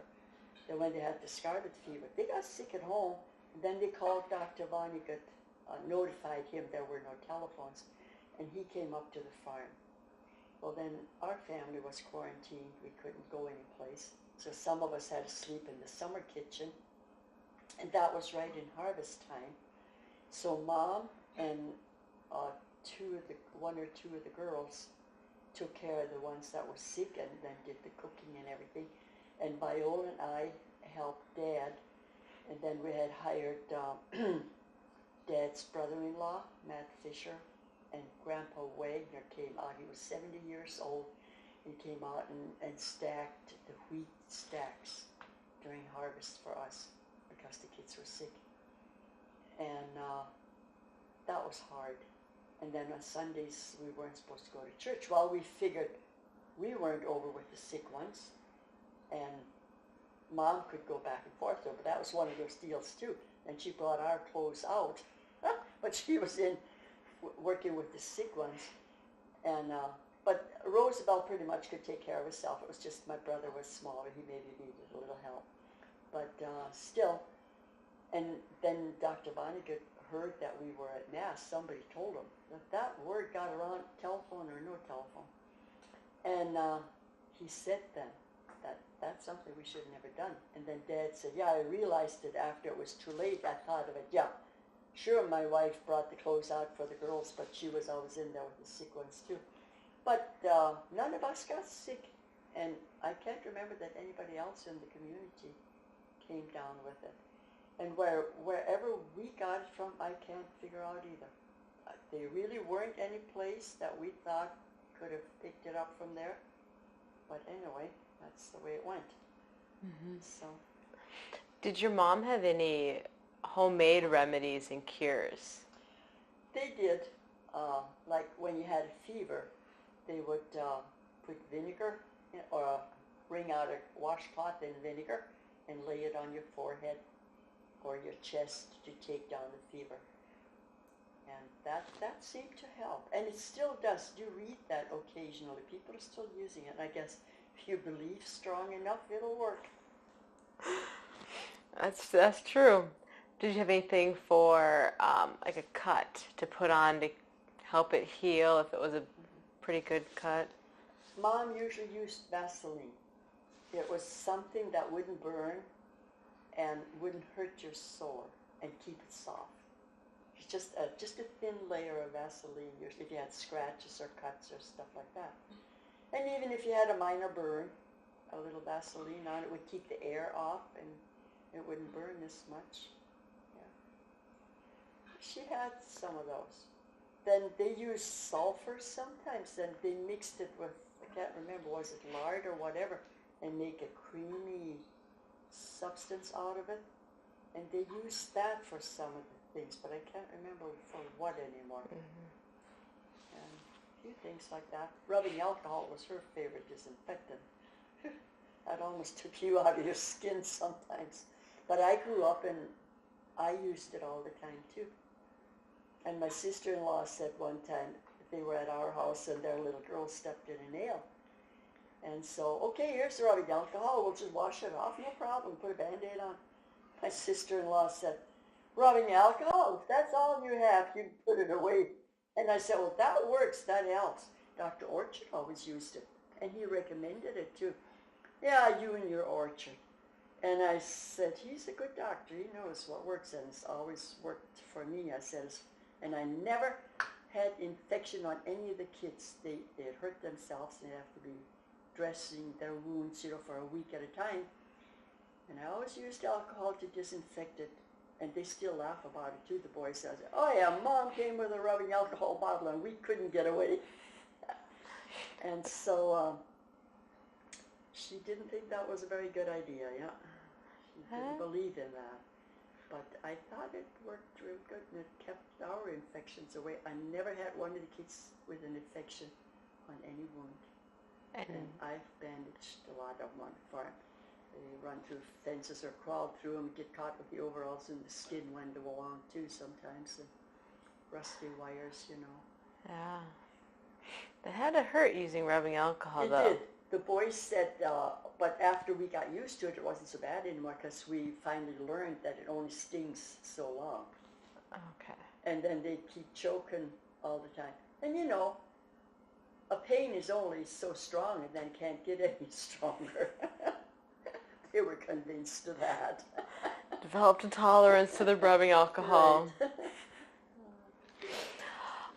Tell me how you met your husband. Golly, where did I meet that guy? I can't even remember. At Strasbourg, I think. We were at a dance. And for intermission, they'd always pick up a girl and take her out for lunch. And he and his friends had this thing going, I guess, which one is going to get a girl that'll go with them. I always tease him when we talk to our friends. He used to come down with a bunch from Linton, and you always knew the Linton bunch came. They come in wild as the dickens. Everybody else ended up at the other end of the hall because they'd be together about an hour or so for social hour before they come down. They were a little bit of a wild bunch. And they came that night, and I went with them, and then he asked me to take me home, Well, so I did that too. I usually went home with the kids I went in. Mm-hmm. But I think we were in with our car that night, Viola and I. And then I did go home with them. At first I didn't know if I should take a chance, but I did. And then after that he came more often, and he was no stranger to me. He was born just a half a mile from where I was born. His parents had rented their uncle's farm, his dad's uncle. And so my dad was his godfather. And the families were always good friends over all the years. They moved to Linton then, but his mother had her parents at Crossnote. That's where his mom grew up, and they got married at the same church we did. And so they were back and forth visiting in the community, and they come to our place for my mom's birthday that they celebrated every year. And his dad celebrated his birthday 1st of January on New Year's Day, and my parents would be invited to come up. So as far as the two families were concerned, we knew each other as well as we knew our own cousins, you know. So when we met or started dating, that was not a strange family, you know, to us. So your parents were okay to him. They liked him. Right. They knew him. You know, one of my sisters dated one of the neighbor boys, and he was not a Catholic, you know, and my dad said to her, as long as you stick your feet under my table, you're not going to get married to people, you know, not being Catholic. It's not that he didn't like the guy or whatever, but just because he wasn't Catholic. And then when I got married, he didn't have any complaints. Well, first place, I was old enough. I was 24 and a half. And then it was somebody that he knew and grew up with. And then one of my sisters said, well, how come Dad hasn't got any complaints this time that Valeria is getting married? And before, he was a little bit fussy about it. And then Dad said, she's old enough. And I always tease my nieces that they're glad to get rid of you sometimes too. Time comes, well, better get her out of here. So he always joked about that. We teased Dad about it too sometimes. He was glad when I went because he was afraid to be left over. You'd be the old maid. Mm-hmm. He did say to one of my sisters once, yeah, I don't know about Valeria. I think she'll shake her head one time too often, and then she'll be left over like the old gray mare. Your dad obviously had a good sense of humor. He did. He was always teasing. That's why I can't remember anything that happened that was bad or whatever. It was always joking and teasing. Oh, we got teased, and my uncle was even a worse teaser than he was. So between the two, we grew up knowing what we need to take and put up with, yep. Can you tell me about your wedding and your wedding reception, what you did? Yeah, well, I still remember some of that. We had Mass at 9 o'clock in the morning, which was early. Everybody wondered why so early. But we had an appointment to take our pictures at 11. And I guess that was the only appointment we could get for that day. And we wanted one that day so everything would be finished. And also have the Mass a little earlier would give us that time, and then we could all be back for dinner. And we had a dinner at noon, and then they danced throughout the afternoon, and then had supper at 6, and then they danced again till about 2 o'clock usually. They would dance. And then after that, we went home with Leah's parents, stayed at their house. We couldn't go on a honeymoon because they were working on their home in town. Then they didn't want Leah to take time off. First, they didn't want the wedding at all. And Leah said, well, that's fine, but then we're going on a honeymoon. Oh, no, we're working on the house, you know, can't go on a honeymoon. And so they had a wedding. And that's what they did then. And they had about 300 guests invited, and seemed like everybody enjoyed themselves. Evenings were always open for the young people in town or community. Anybody could come to the evening wedding dance. Oh, the afternoon one was just family. Afternoon was just family. And in the evening after supper, usually at 9 o'clock, they'd start dancing again. in between there they'd visit and clean up your supper, put the tables away and everything. And in the evening, everybody was welcome to come. There's a few that had private wedding dances in the evening for just invited guests. But we figured we didn't want to do that because we went to so many wedding dances, and we were always glad it was open for everybody. Sometimes you knew the couple some or some of the relatives, and you could go and see them and also have a social evening, And so we kept ours open as well. And where was the wedding reception at? At Strasbourg, at the Blue Room. That's where most of us met, and most of us had our weddings there. And my family did too, and so did all the people in the community. That was a favorite place. Strasbourg was a smaller town than Linton, and we talked about that not so long ago. And it was just amazing how dances went over at Strasbourg better than at Linton. If any dance was scheduled at Linton, and it usually was out at the park, at the pavilion, and they'd have nice crowds, but never like Strasbourg. Oh, people come from all over the county. And just because it was in Strasbourg. Yeah, because Strasbourg. And I often wondered afterwards, is it because Lawrence Welk grew up there and he was a famous musician, He played for my parents' wedding. Oh, really? Mm-hmm. Was he a family friend? No. Okay. They just you just hired him? A man from the community, and they just hired him. And he, Mr. Schwab, John Schwab, played all our weddings in my family. He played our wedding dance, Mr. Schwab.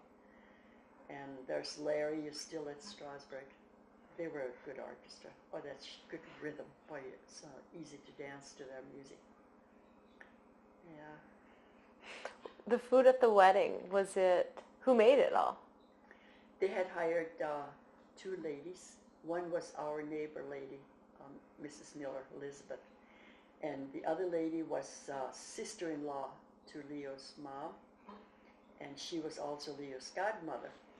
And I many times thought the poor lady was the godmother. She had to go to the kitchen and help cook. But those two cooked, and they were good cooks, And Elizabeth especially cooked for many weddings. For 300 people, two women cooked for 300 all of people, them. Those two. And then you would invite some of your cousins or friends to be table waiters, and set up the tables. And sisters and brothers usually had to help. And that worked out really good that way. And you'd invite enough of your cousins so there was enough help. So you wouldn't have to pay your cousins? Yeah, cousins and friends, no. Would you pay the cooks? We all did that for each other. The cooks, I don't know whether they paid them a whole lot, but they went around with the plate, like soup bowls that they had, these, about that large and about a couple of inches deep. They would go around with those plates, one to hold the money and the other one on top to make the noise. And they'd go around and each man would throw in a donation. No. My dad had said to them, they don't want to do that, go around collecting, but they will pay them whatever they need. And then Mrs. Elizabeth Miller said, but Magnus, we make a lot more money if you go around. Some people are so good, she said. They know how hard we work. And so they did it for their sake. And they would make enough. They were satisfied. I never heard what they made or how much they got, but they must have got a couple $100 because they were satisfied. And Dad said he would give them whatever. And if you'd have given a lady $30, $40 those days, that would have been a lot. Because I know we have Victoria that cooks here at Linton for us, and she always charged $35 from the beginning. Then now towards last that everything is higher. They charge a little more, but still, what's $135 for 2-3 days of work? So they work the day before, and then on the day is just a hassle, you have to work like a slave. Well, they cook two meals. They do, and nowadays they cook one, but they set up your reception and everything for you too. And then they come the next day if they have to help you kind of put away things, and they tell you what's left over and what they didn't use, and then you can return that. So it takes about 2-3 days until they get done with their helping, which is a lot of work, and it's hard work. I wouldn't want to do it. You never got asked to cook for a wedding? No, I would have never taken it on either. I helped at the church sometimes, and that's a lot of work too. It's just like a wedding, At a wedding, you know how many are coming, or sometimes. Well, I never cooked for a church supper, but we had an ordination once, and then I was asked to be chair lady. Okay. And I had helpers, but it's still your responsibility, You have to find out what you need and all that. I said when I was done with that one, no more. What kind of foods did you have at the wedding? They had beef. They ordered that from the butcher shop, beef and sausage. Was that typical wedding food? Yeah, mostly. And sometimes they'd have chicken, but I don't think we had chicken as far as I can remember. Okay. I don't think we had soup either. I'm not even too sure anymore. Isn't that funny? I never wrote it down, And sometimes they'd have chicken and have a soup, and then use that meat and fix it with the ketchup sauce and whatever. People like that. And then they had coleslaw all the time. Mashed potatoes and gravy was a must almost. Rice and hamburger. They called it rice dressing. Okay. But now we usually call it hamburger dish, rice and hamburger. And that goes over well, that rice and hamburger. Did you also take up a collection or do a money dance to pay for the music? That they did, yeah, and the musician usually wanted that too. A lot of people would have just given him whatever he asked for wages, but they really didn't want to set an amount, I guess, and if they just left it open, then people would request a number, and then give him $1 and he'd play him a dance. Some would give him $2, probably $3, I don't know just how much they went, but they were satisfied with that income. They wanted it that way. And that was kind of a nice way. That way your dad didn't have to pay for it. That was kind of nice. And that way everybody helped everybody else do their weddings, and wedding dances, instead of each one having to pay their bill right now. They maybe could have afforded it, but sometimes you can have $300 to give to a musician, and those days they didn't charge that much. But like nowadays, for $300 a night, that's cheap if you can get one of those. Yeah. So weddings really were more of a community affair. And they did the weddings the same from one family to the other. Like for your dances, you gave him $1 and he'd play one, and then the next guy would come and give his donation, and that helped everybody out. That's really neat. Was there anything else that happened at your wedding that you'd like to share? Everything went pretty smooth as far as I can remember. There was nothing that I thought went wrong, or maybe some were thinking they should have been invited, and they maybe would have been invited, but as the one that's getting married, we didn't have much to say who was being invited. The parents paid for the wedding, and so they invited the guests.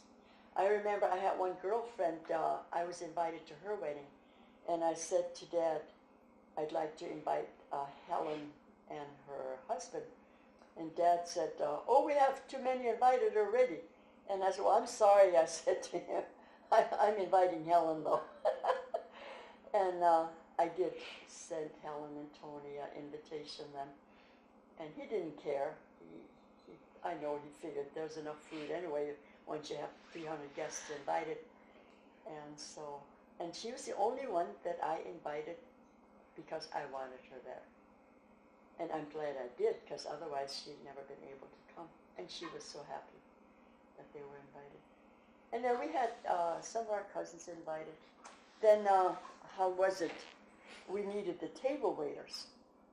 And I had one of my cousins invited as a table waiter, or more so to help serve the drinks.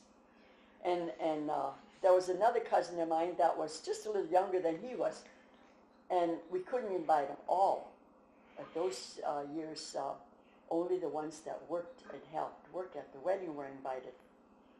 And then this one cousin didn't come to the wedding because that other cousin wasn't invited. And I said afterwards, well, I'm sorry, I didn't invite all of my cousins. There was others that weren't invited.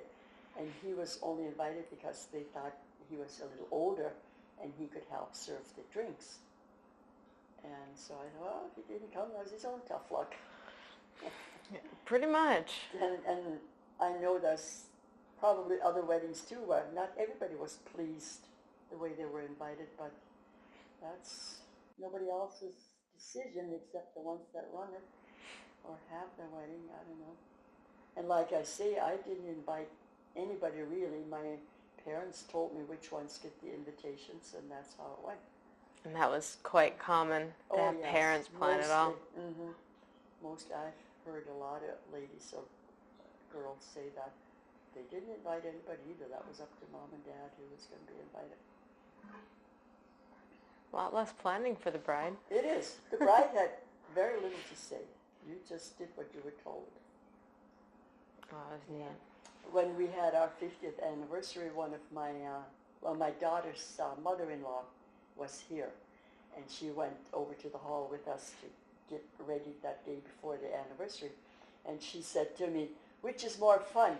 Was your wedding more fun or your anniversary? And I laughed and I said, my anniversary is a lot more fun. I had nothing to say at my wedding. Really, she couldn't believe it. And yeah, I said the parents paid for it and they made all the decisions and that was it. Oh my goodness, she thought. And she had planned her own wedding, you know, and but she's a different nationality than Norwegian. Oh. Came from a way different area. That was funny for her, yeah. I didn't realize that was just more of a German, Russian thing of parents planning it all. It must have been, yeah. Mom and dad are the boss. Up until you're married. Until you went out the door, yeah. Oh, that's interesting. And then, like we said, I mentioned a while ago, I guess what, we were down at my brother's place last summer it was, when the girls all come home. And then they invite their aunts. See, there were 6 girls in a row, and we were 6 in a row. We had one brother. It was the youngest in the family. They don't have any brother. So we still just have my brother between the 2 families. And then one of the girls asked the question of, does it ever come to the point where your parents, when you get a little older, your parents are maybe glad that you're getting married? I just burst out laughing and I said, you bet. When I got married, I was 24 and a half. And I said, my dad had no complaints. He was just glad that I found some place to go. And the girls thought that was pretty good. I suppose because usually people got married about 18, 20? Between 18 and 20. If you were 22, then they started wondering. When my sister got married, she was 4 years younger. She was 18, then I was 22.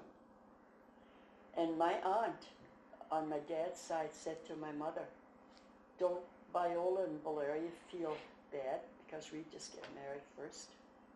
And Dad came home and he mentioned that, and he kind of chuckled about it. And I said, doesn't bother me. And one guy said to my dad, here comes this guy, and he starts the haystack in the middle. Picked out the middle one from the 6 girls. I just laughed, and I said, yeah, he couldn't get a start on the end. Oh, Dad said, that's how this went. That's what my dad was all about, you know. About laughing. Teasing and choking. That's a little different than a lot of dads, though. There's very few dads that are like that. Leah's dad didn't talk at all. He had nothing to say. Yes and no, and that was about it. And he'd grin and walk away, you know. But he was not a very talkative guy. Unless you were alone with him, then sometimes he'd open up a little bit. Not very much. You probably had some good times out in the field with your dad then. With my dad, oh yeah. We were always teasing each other and choking around. Yeah. It was nice working for him, really. I've said that many times. Did you call him father, or would you have called him dad, or? Dad. We always called him Dad. and mom. Okay. A little more friendly and not as Mostly formal. mom, and then towards last we called her mom. That's very Yeah, interesting. we always called him Dad. And in German we call him Pa. Wo ist der Pa? Where's Dad? Gustapa, that means... Pa. Wo ist der Pa? Oh. Where is Dad? You know. I suppose Pa is dad in German. Pa, yeah, was in German. And then later on we spoke English a lot at home, especially when we all got married once. We never talked German very often at home. Always spoke English. What would be your most stressful childhood memory or experience? Most stressful.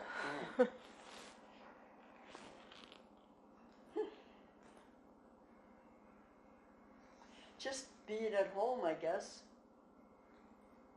And I trusted all of our relatives were good.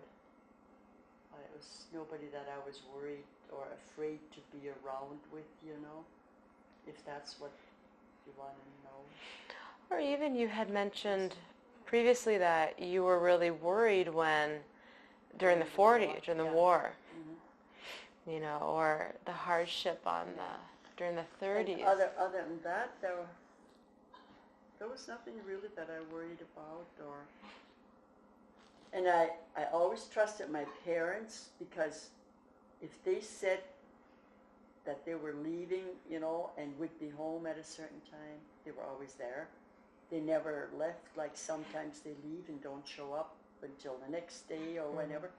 We never had that in our family. Not amongst our aunts and uncles either. Whatever they said, they followed through. It's amazing. I first realized that now, really. That's how it was at our house. There was nobody I wouldn't trust, and all my years, there wasn't anybody that I didn't want to be around with. We had good relationship with all our aunts, uncles, cousins, and all the way down. So that's a good feeling now. Yeah, definitely. That we didn't have to worry. What do you think is one of your happier memories? I guess, happy memories. They were all happy. I had Overall, a good childhood? Overall, a good childhood, yeah. It was always nice to have holidays and birthdays, if we had birthdays. That was always fun. We'd get together for that. We would go up to Aunt Katie Brown, my dad's sister that got married the same day they did, and then Alicia, the one that had this polio. We'd go up and celebrate her birthday with her. Not every year probably, but a lot of times. And sometimes Mom would take cream along and milk and the eggs, and then we'd stir up ice cream, take the freezer and ice along, pick up ice. We had friends that had ice cellar. My uncle had an ice cellar, and they had ice almost all summer long. So we'd invite Uncle John to come over, and he'd bring the ice, and we'd bring the mix and make ice cream then. And Mom would make a cake, and those were happy times. Yeah, we did that quite often. Nice family get-togethers. Get-togethers, yeah. What do you think was the most adventurous thing you did as a child? Well, there wasn't much for adventure other than working. And I don't know what that would be. Can't think of it right now, I guess. Oh, that's fun. I'm not sure if you ever had a horse take off on you. I didn't ride horse very... You just tried a couple times? Yeah, because I didn't trust him. Okay. They got spooked kind of easy.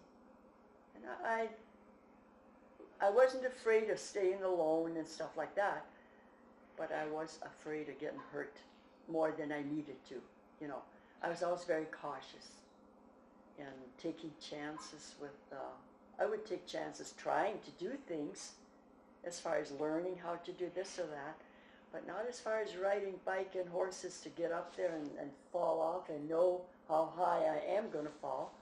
I didn't want to break a neck or an arm. I never had one either. Your dad needed you on the farm. Right. Is there anything else about your childhood memories that you'd like to add? I wished I could have gone to high school. I kind of missed, I don't anymore, but I did when I was younger. I really don't know what I would have done if I could have gone to high school, and I guess I will never know. But my thinking always was I would have liked to have been a nurse. Then I couldn't go to high school right away because they thought we'd meet me on the farm. And then it was about 2 years later or so, and then they said, well, now I could go. But then at that age, you think, yeah, my classmates are all 2 years ahead of me. I'll be this old student in this class, and everybody's 2-3 years younger. And I didn't go. Then as I got older and after I was married, I thought, yeah, I should have gone anyway. Then I heard that others would do that, that I wouldn't have probably been the older one. Mm-hmm. But I just didn't feel like I fit in anymore. But then as years went on, Leo would always say, well, don't feel like that. I always felt like, oh, I can't do this. I don't have high school education. He said to me one time, if you only knew how many went through high school and don't know a thing about what they should know.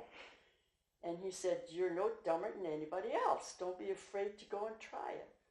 Well, then I finally did take, more chances and participate more. And then he insisted that I take a first aid class. And I did. And I was glad I did. I was one of the top students. I had just as good a grade as the best ones in there. And then I went for an advanced first aid. And then they said we should call for our grades. And then I called in, and she thought she had called me already. And she said, oh, I'm sorry I didn't call. You were the third highest in my grade. So that was not bad. And I felt real comfortable doing first aid for my family at home.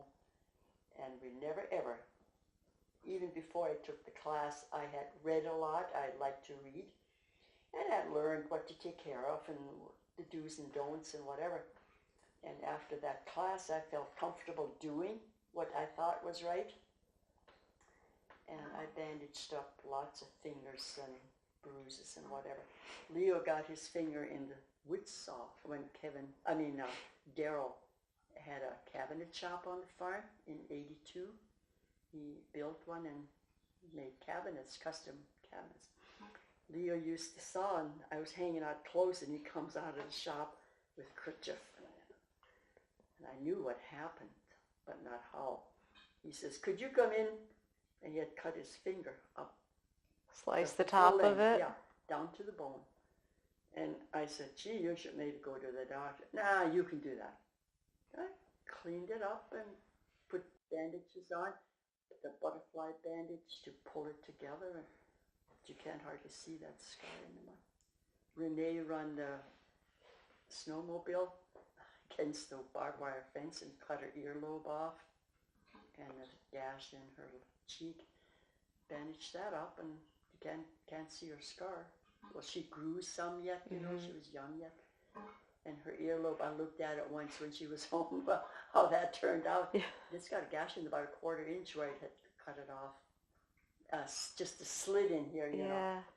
And that still shows. And that's kind of hard not to. Yeah, when I did hers, I almost passed out, and I had to go lay down a little bit, and then came back out and finished it off. But I like to do those things, you know. Mm-hmm. But then when I passed out, when I did Renee's cheek, I thought, gee, what would I do in an operating room? Maybe wouldn't have been such a good nurse. Maybe you'd gotten used to it too. Yeah, you would. I'm sure you would. It doesn't bother me as much now. And I think mostly it bothered me because it was Renee. She's my only girl, you know, and here she's hurt. Probably. Why do you think it's important to tell your life story? I thought it would be nice for the children to know where we grew up, what we did, and where we went to school and where we lived and all that type of thing. They have always been very interested in what we did when we were younger, you know, and where we grew up, who our parents were and our aunts and uncles.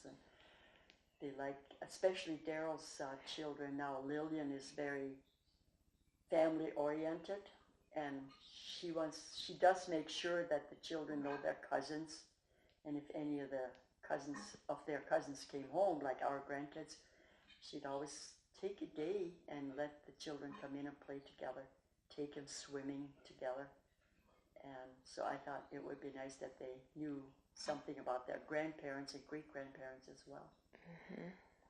Are there any other thoughts or observations about it that you'd like to share? I think we've covered mostly everything so far. Yeah. And I don't know if a person ever gets the whole story together like you would.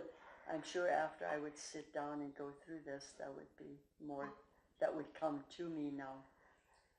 I've tried to think the last couple of days what a person could all put in there, but it's hard to keep it all together, you know. Mm-hmm. It's a lot to try to remember everything. Many years to cover, right. Mm-hmm.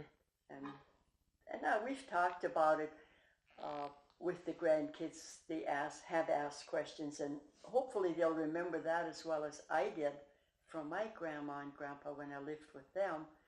And the ones on the farm now, they come in here a lot, and many times they'll sit down. Tell me a story of the olden days, and then they'll just pick an idea or something they want to know, and then we tell them about it. And Leo has had to repeat the story where a relative of his had come down to go hunting, and when he had got his deer, he didn't know where to get in to pick it up. And he came down to the farm, and Leo was there, so he went along out with him, and he showed him where the gate was, and they went down to pick up the deer, and his cousin went home. He lived in Bismarck. And then about a week later, he gets this little package from that guy. And he wondered, what the heck is that now? And he had sent him a buckle with a deer on it and some trees in the background. And the kids had asked him where he got that buckle from. Well, then he told them this story. Well, every time they ran into him wearing that belt, Grandpa, would you tell me that story again? So we've covered, a lot of stories with them different times. But as far as going to a one-room schoolhouse and things like that, they have never experienced. And I don't know if we ever talked about that. And that was an experiment on its own compared to what schools are like now. They're so big. And we had 42 students in a 4-room schoolhouse. They had to pick up desks from all over to fit in, and it was full by then.